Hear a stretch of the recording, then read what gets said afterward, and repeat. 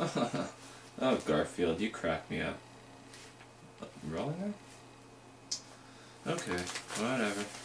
Garfield can wait. Hello YouTubers, this is will173, and I'm coming back to you after 2 weeks of being away from YouTube. I have a reason though. My grandfather recently passed away last Sunday, suddenly, and it was a shock to everyone. And I had to drop everything to be with the family, and we just had the funeral on Thursday. So, yes, I know. Thank you for the concerns, yes. But, yeah, so it's been a pretty slow 2 weeks. I mean, the last video I think I uploaded was the TikTok review. And, I'm going to let you know that in the next few weeks, I'm going to be uploading a 5-part series called The All-Nighter Project, which me, innesfrelia, and Card28 worked on the day after my grandfather's death. It was sort of like an uplifting for us because we needed someone around to basically bring us up in this time of great sorrow, I guess.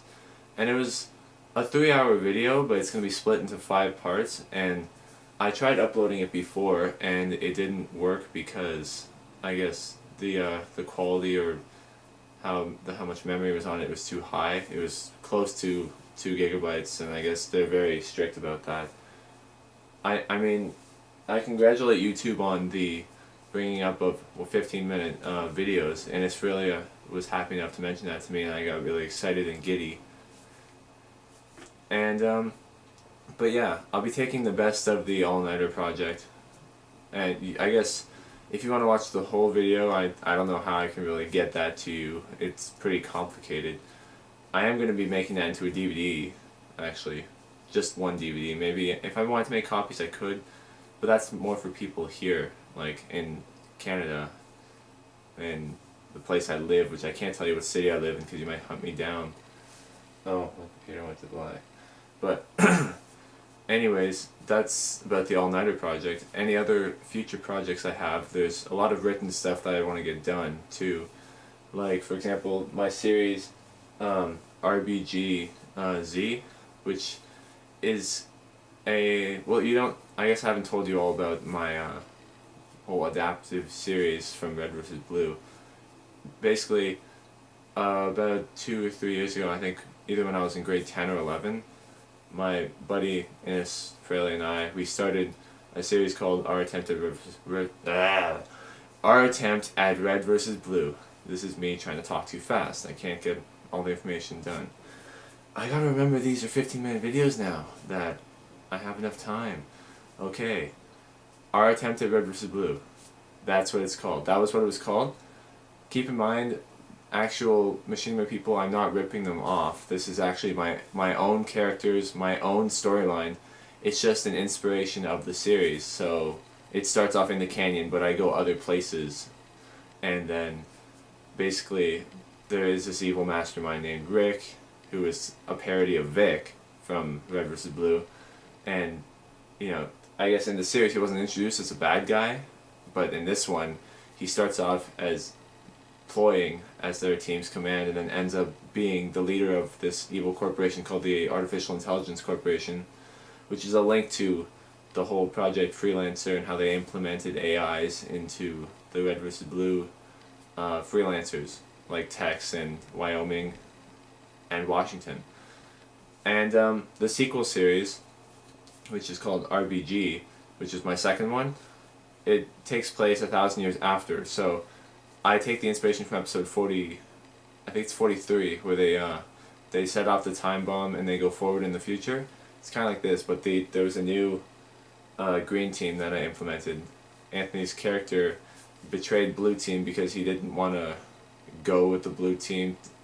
Okay, I guess I'm going to have to step back a bit maybe because I think I just jumped too far. I'm probably going to confuse everyone. There was this character that was introduced in episode 12 named McLeod, who was kind of a neutral party, basically. He used to be a prophet, the prophet of unity. Now there were 5 prophets actually.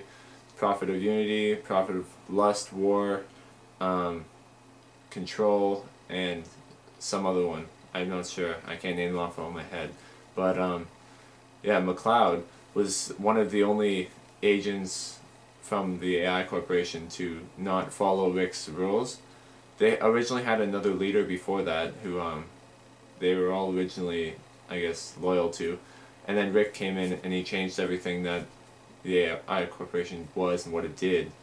And then Rick started this thing called the Spartan Project, which was cloning soldiers like Master Chief, basically, to do their bidding. And McLeod didn't like this, and he saw that there was going to be impending doom, and he wrote the Spartan Prophecy, which was basically linked to the original Red versus Blue story of how, the original Reds and Blues defeated Omega, and they went on their journey, and they stopped Project Freelancer. I'm just assuming they stopped Project Freelancer. They're not done the series yet, but, only one could hope, right? There's got to be a conclusion, a closure to the series itself, but it might still keep going. I mean, I just wanted to provide a link, sort of, because I like doing backstories a lot. I found my brother said that I'm pretty good at it. If no one knows who my brother is, it's Cart28. You can check him out on YouTube.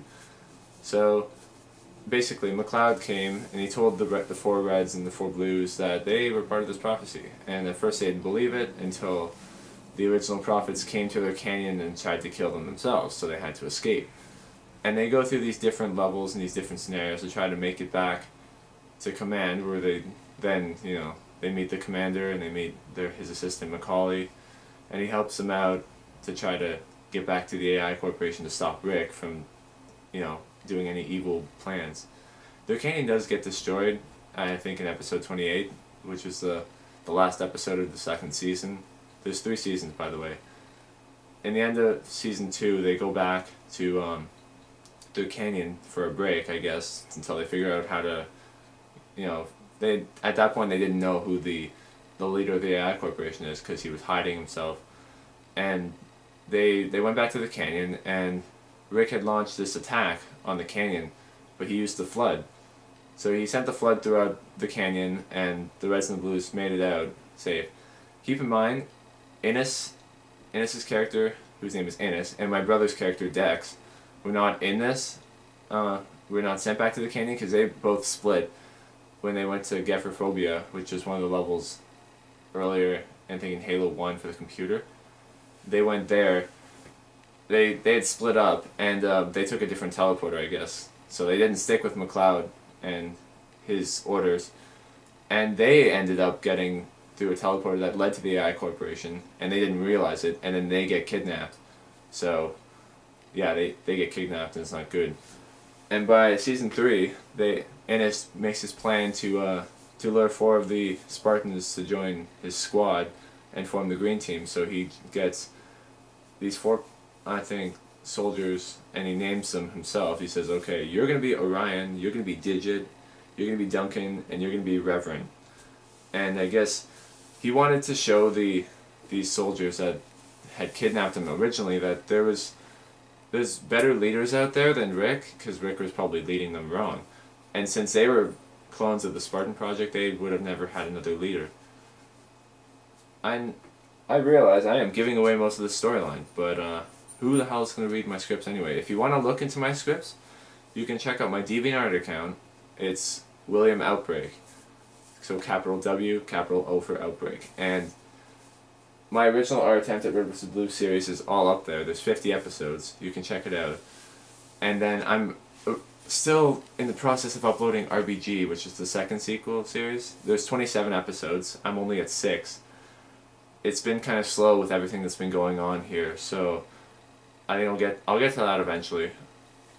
And now my 3rd sequel series, which is RBG-Z, I am 1 episode away from finishing it. Yeah, maybe I should throw a party. Now, I like my series. Like, I like writing it. I don't know if it's ever going to get made, and if I were to make it, I'd probably have to reboot the series with the same characters, because obviously there'd be copyright issues with taking clips from the original storyline and stuff. So, that wouldn't be a problem, I guess. I mean, this is more for my creative side of my brain than any others, so... Sorry, my neck's itchy. Anyways, RBGZ, I won't tell you what it is yet because I'm not done. The only one who knows about it is Cart 28, and he's not here. He's at work right now. I'm the only one in the house, so kind of lonely in here. Oh. Whatever. There's 20 episodes in that series, so it's a shorter series. There may be a sequel, but it won't be for the next year or so because I gotta get through school and I gotta get all shit aside. Anyways, other projects I'm working on. I have I had 2 other scripts for a show called Life in 3D and a show called Heaven's Path, which I put on hiatus for now because I guess I got writer's block for both of them. I was only about 7 episodes into Life in 3D and maybe about the same for Heaven's Path actually. I mean, they're good scripts, I think. I don't know what the general audience would think if they read it. I don't mind the scripts. You know, any work of mine I should like, right? I should like. But I have written, there was something that came to my mind the other day after my grandfather's funeral. There was something I wanted to write that was kind of like a more personal side of things. Not like a poem, but I wrote a bit of information for it now. It was not a script, like an actual story, a short story. I did another short story before called March of the Plants, and I'll review it in another blog, I guess, or vlog. This one, I titled it, its working title's Born Innocent, and it's basically, I wanted to try to do like a story that follows these 2 characters over the years of their life. So I guess it's kind of like that Benjamin Button, except they're not aging backwards and they're not getting younger and then eventually, you know, retracting into this fetus and then just disappearing. The characters, I've confirmed the characters' names are Victor and Sophia Christensen, and they're twins, and basically each chapter is going to follow them as they are a year older. So chapter 1 they'd be 1, chapter 5 they'd be 5 or something. And it depends, like, this story is like real life. You know, their story can end any time. If I wanted to, I could cut them short at chapter 47, maybe cut one of them short at 47. And say, okay, he was able to live for 47 years, he might have had a heart attack. This is going to be an interesting story because it's going to really take from real life and it's not going to reflect anything I've done before. It's going to be something totally new. And I'm looking forward to actually writing this because I want to see how far I can get with this. I have a few confirmed characters, but I won't give too much away. Basically, it's just I've basically already told you what I'm trying to do. It's a new script, a new idea, following people through their daily lives, and I'll develop their characters a bit later. I'm not fully sure of their true character yet. I have a rough sketch in my mind of what I want to do. So, yeah, I think this has been will173, and I've been talking about any future projects I've done, or whatever I've been working on, and keeping you up to date on what's going on in the life and times of will173, which is me. Which is not much, I gotta tell you.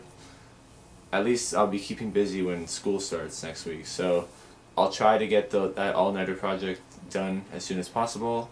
Unfortunately today I have work, so maybe after work if I'm not lazy. Okay? So I'll catch you guys later.